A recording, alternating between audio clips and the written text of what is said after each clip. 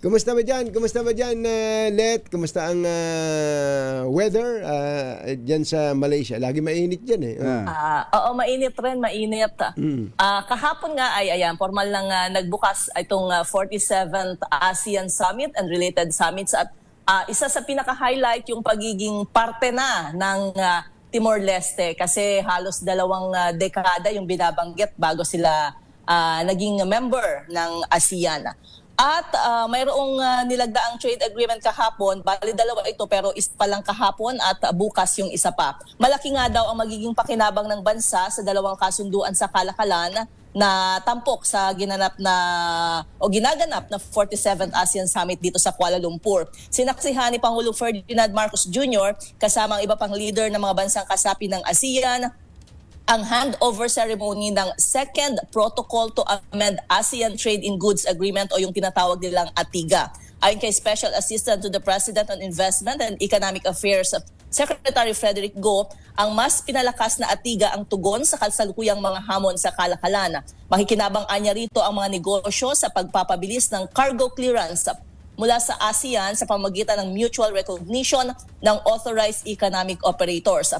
Paliwanag ni Go, mas magiging madali ang pagsunod sa requirements sa self-declaration of origin kapag ipinatupad ang electronic certificate of origin at ang acceptance ng digital documentation. Sa hiwalay na pahayag, sinabi naman ni DFA Secretary Maria Teresa Lazaro na ang nakatakdang lagdaang ASEAN-China Free Trade Area 3.0 upgrade ay magbubukas ng mga bagong oportunidad para sa kooperasyon sa mga larangang mahalaga sa hinaharap ng rehiyon, kabilang ang green at digital economies at sustainable supply chain connectivity. Palalakasin rin niya nito ang MSMEs para lumahok sa regional value chains.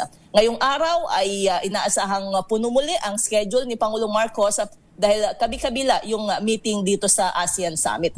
Hindi pa natin nababalitaan kung nag-cruise na ba ang landas nila ni US President Trump na kahapon ay sinaksihan yung paglagda dun sa Thailand-Cambodia peace deal.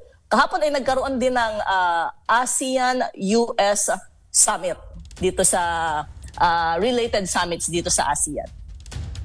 Okay, yung Prime Minister ng Malaysia, si Anwar Ibrahim, iba rin ang kwento ng buhay ng tao na yun. Nakulong yan, di ba?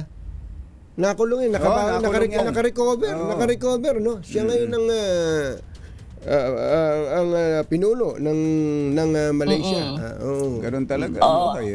At magkaibigan sila ni Pangulong Marcos. Alam niyo, sa mga nakaraang ASEAN, sa mga nakaraang ASEAN pa lang, sila yung body-body lagi dito sa mga meeting na ito. Hindi, parang fan siya sa mga Pilipino.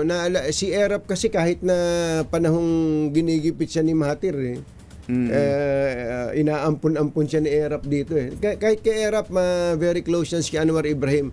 Ang kaso niya medyo matindi eh. Di ba? Medyo kakaiba. Kakaiba. Pero ang kaya ko lang nabanggit dahil ngayon kita mo siya ang host ng isa sa pinakamalaking pagtitipon sa bahaging ito ng mundo na pinuntahan pa ng yung related summit. Ang importante diyan Let. Mas importante. Related summits. Actually, napakarami ng related summits. Okay, hintayin namin ang update mo. Baka magkasalubong si President Donald Trump hinga mong dollar. Pahing dollar ka mo. Ayan, banggitin na rin natin dahil nabanggit ninyo, ang host ngayon ay Malaysia. Isa sa pinaka-highlight dito talaga ay yung pag-turnover nitong ASEAN chairmanship. Siyempre sa Pilipinas, ayan, tayo ang host sa 2026. Okay. Thank you.